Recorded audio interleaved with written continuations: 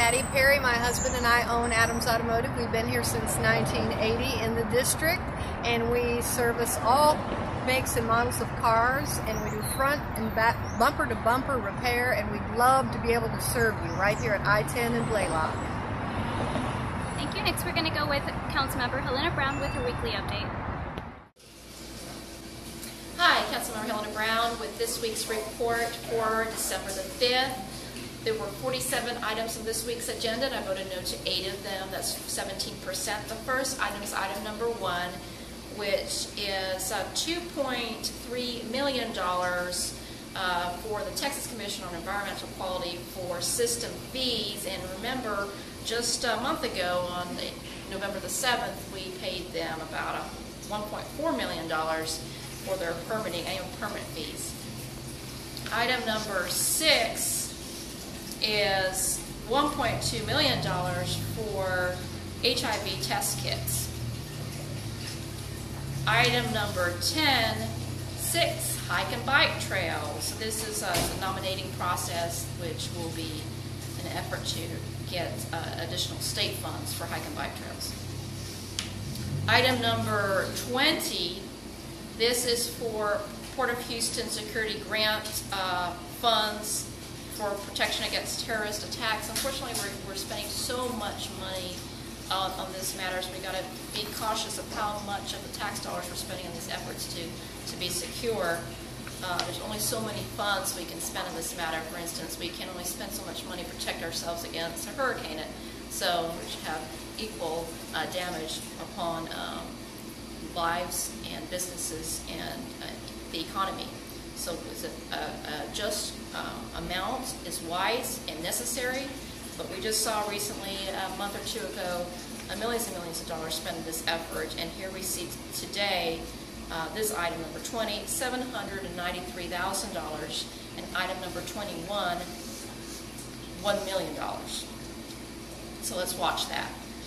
Item number 22, this is for a substantial amendment to the 2012 Annual Action Plan of the Housing Department for including, as part of their Community Reinvestment Plan and MAP, the HUD-approved Code Enforcement Area map, which they would be using as their plan and map for this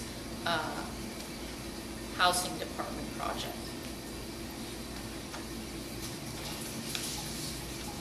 Item number 35, the district was not in support of the implementation of this new drainage tax, and it's now called Rebuild Houston.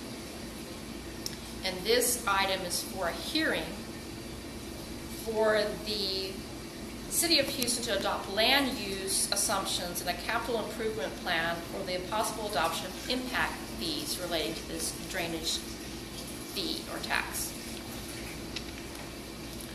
The final item, number 45, is the establishment of an historic district called Germantown.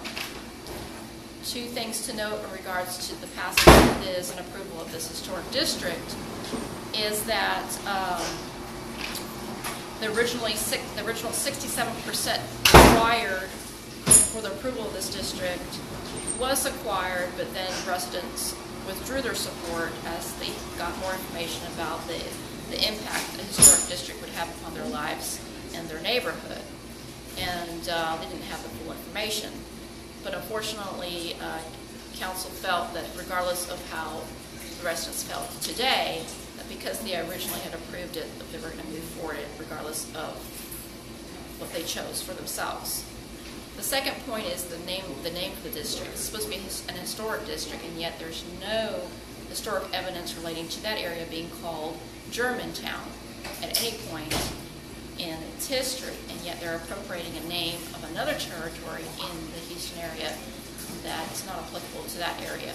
So is it really being historic? So those are two key issues that we should have paid closer attention to. Standing up for the rights of property owners and truly being historical about this historic district.